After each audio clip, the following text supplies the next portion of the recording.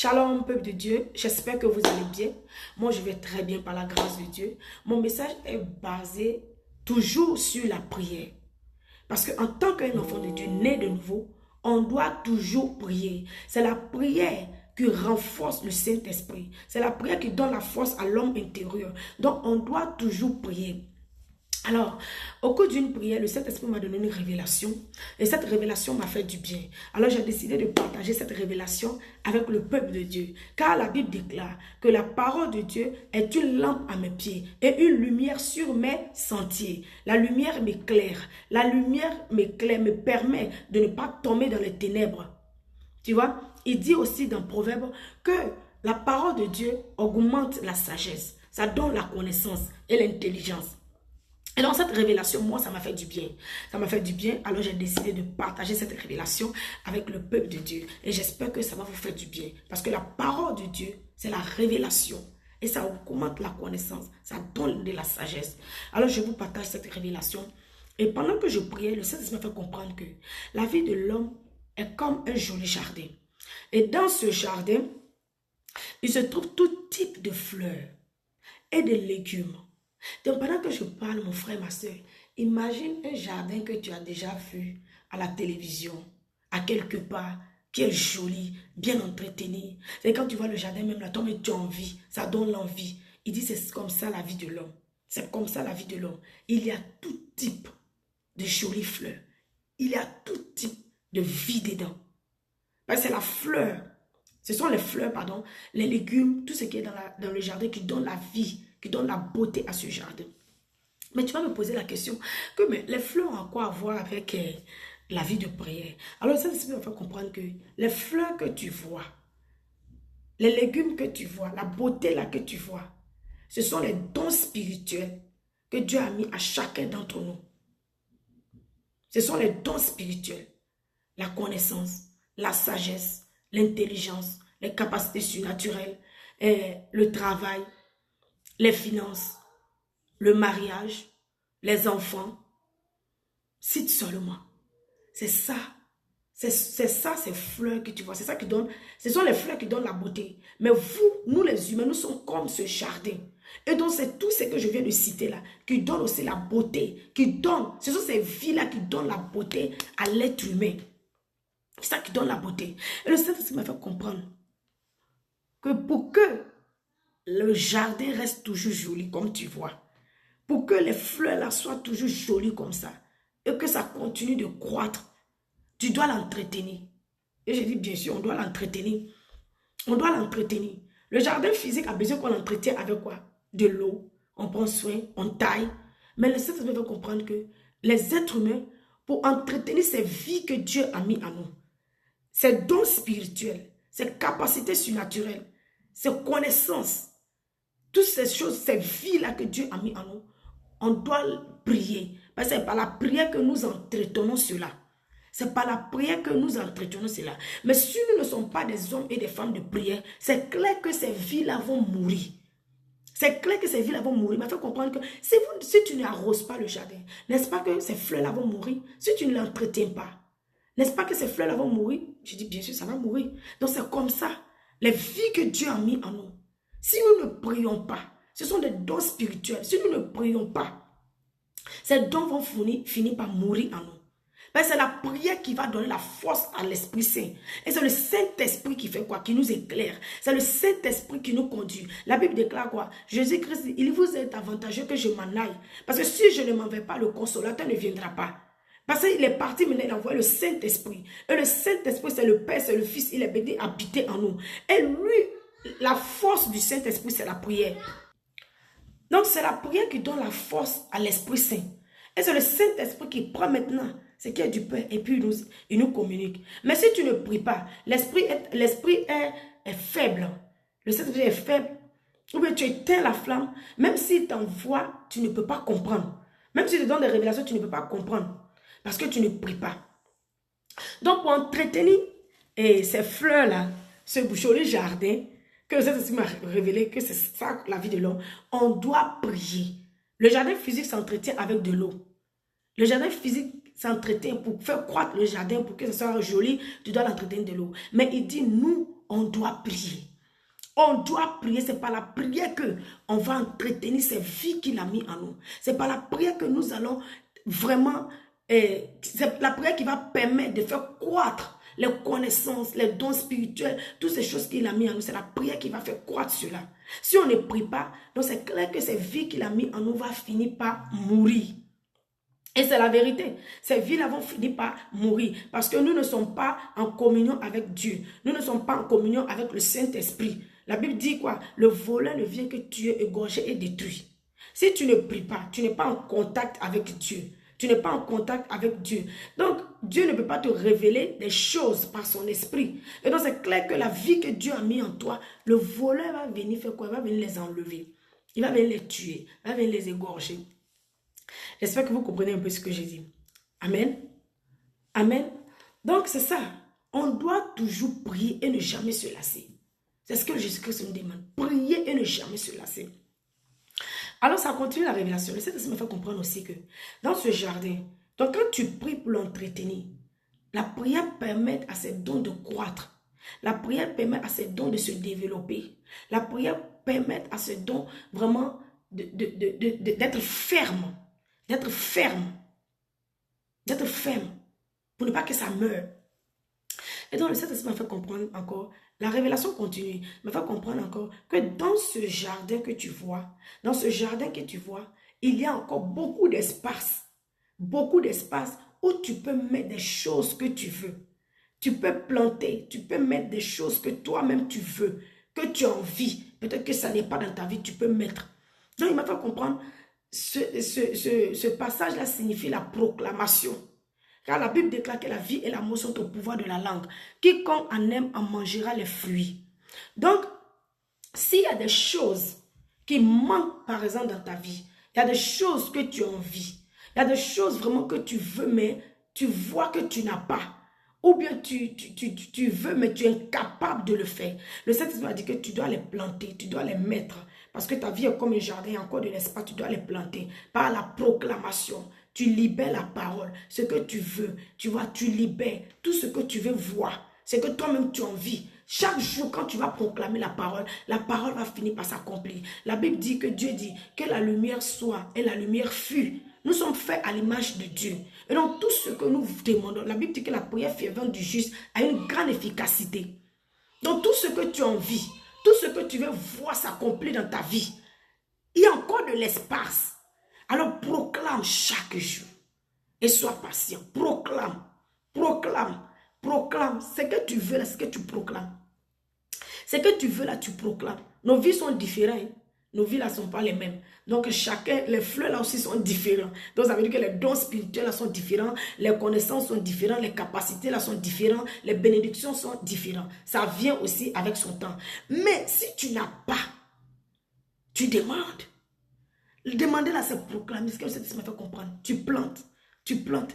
Si tu veux l'enfantement, chaque jour tu proclames l'enfantement. Chaque jour tu proclames l'enfantement. Tu regardes les versets qui vont avec. Tu proclames. Sarah a enfanté. Anne a enfanté. Alors je proclame l'enfantement. Tu proclames l'enfantement. Tu proclames l'enfantement. Si c'est les finances, si c'est la santé, tu proclames. Tu regardes les versets bibliques qui vont avec. Et tu proclames. Est-ce que le Saint-Esprit... J'ai écrit cette révélation. C'est très puissant. Et ça, c'est ce que le Saint-Esprit m'a fait comprendre. Si il y a beaucoup d'espace, si tu manques de quelque chose, proclame. Mets ces choses-là dans ta vie. Proclame-les. Et les choses-là vont finir par s'accomplir. Parce que la vie et la mort sont au pouvoir de la langue. Amen. La vie et la mort sont au pouvoir. Amen. Et le Saint-Esprit m'a fait comprendre que dans un jardin, il y aura toujours les mauvaises herbes qui vont pousser. Il y aura toujours les mauvaises herbes qui vont pousser. C'est ça la Bible dit. Que le diable, le voleur rôde. Et comment on appelle? Le diable rôde comme un lion rugissant, cherchant qui dévorer.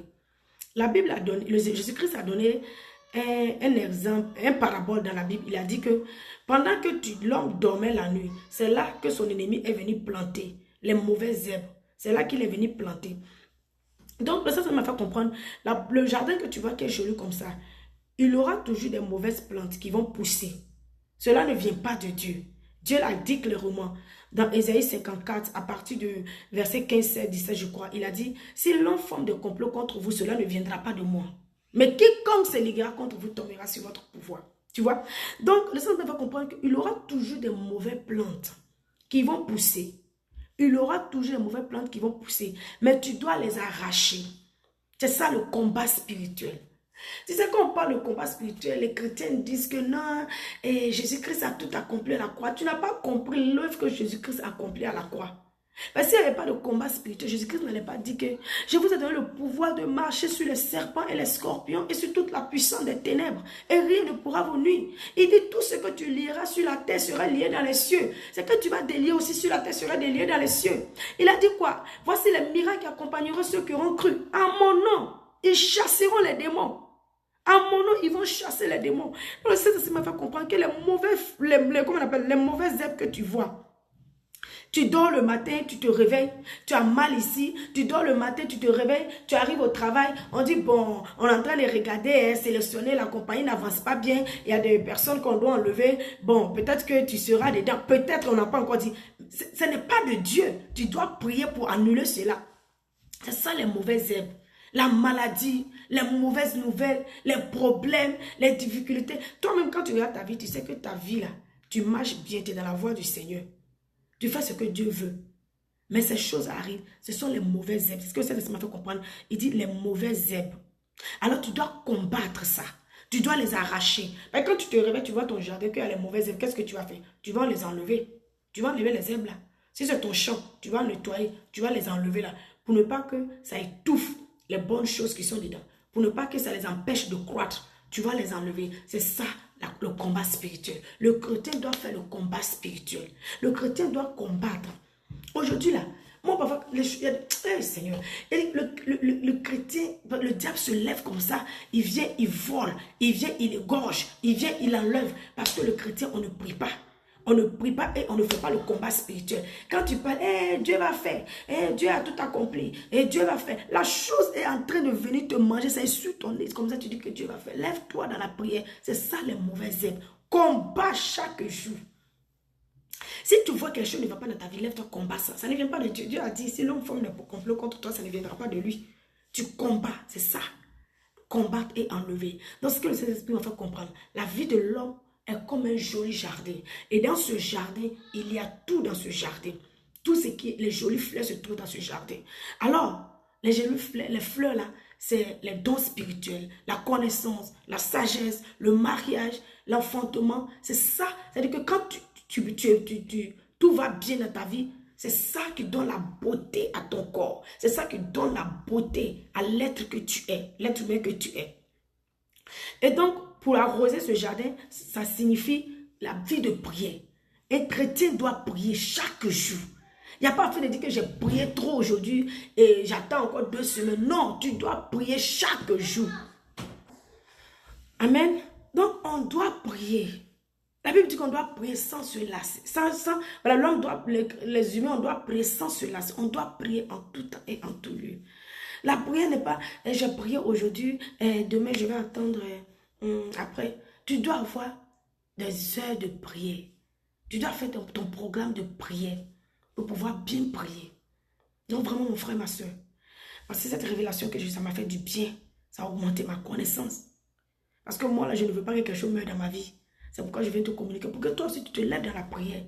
Tu dois prier, mon frère. On doit prier. Les hommes doivent prier et ne jamais se lasser. Si tu ne pries pas là, le diable va prendre pour toi. Il va prendre. Être chrétien, voilà, un jour je vais venir donner ce message. Être chrétien, ça ne veut pas dire qu'on n'aura pas de problèmes. Ça ne veut pas dire que, voilà, on doit avoir tout l'ordre du monde. Non, Jésus-Christ même lui-même a dit, il dit, vous aurez des tribulations. Vous aurez des tribulations, vous allez en avoir.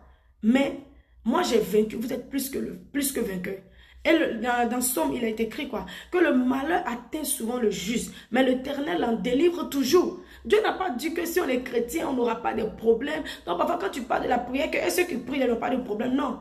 Il dit le malheur atteint souvent le juste, mais l'Éternel en délivre toujours. Mais quand ça atteint le méchant, là, il périt dans ça. Ça le détruit. Donc on doit prier. La prière, c'est-à-dire que la prière déploie le bras de Dieu. La prière amène Dieu à agir dans notre vie. La prière appelle le règne de Dieu dans notre vie. Et même si tu as des problèmes, même si tu as des challenges, c'est-à-dire que tu as la paix, tu es tranquille, parce que tu sais que Dieu est là, il va s'occuper de ça. Donc c'est ça. On doit être des hommes et des femmes de prière. Tu dois prier chaque jour, matin et soir. Si tu as plus de temps, tu pries encore plus et méditer toujours la parole. C'est ça, un enfant de Dieu. Mais si tu es un enfant de Dieu que tu ne pries pas, c'est que toi, il y a un problème. Mais ça, on ne peut pas dire qu'on est enfant de Dieu, on ne prie pas. Il y a un problème. Même si tu n'as pas de problème. C'est-à-dire que toi-même, si tu n'as pas de problème là, il faut prier pour les autres aussi. Dans ta famille, il y a des personnes, tes enfants, tu pries. Donc, voici la révélation que j'ai eue pour toi. Mon frère, ma soeur, j'espère que ça va te faire du bien parce que moi, ça m'a fait du bien. Et je prie toujours ma prière, que le Seigneur t'accorde la grâce de la prière. Que le Seigneur, toi qui écoutes ce message, mon frère, ma soeur, qui désire devenir un homme de prière, qui désire devenir une femme de prière, mais tu es incapable, tu n'arrives pas. Tu pries aujourd'hui, tu attends encore 1 semaine, 2 semaines pour prier, mais pourtant tu veux prier chaque jour, tu n'arrives pas. Je prie maintenant au nom de Jésus-Christ de Nazareth, Seigneur. Ton enfant qui écoute ce message, Seigneur, embrase-le du feu de la parole, de la prière.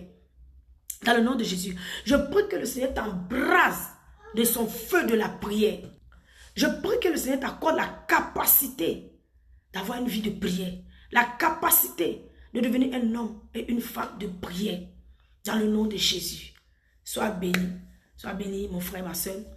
Et si le message t'a fait du bien, n'hésite pas à partager, à commenter, à liker.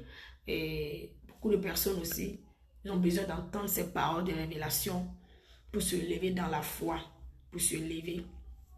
Et donc, voici la révélation. Et shalom.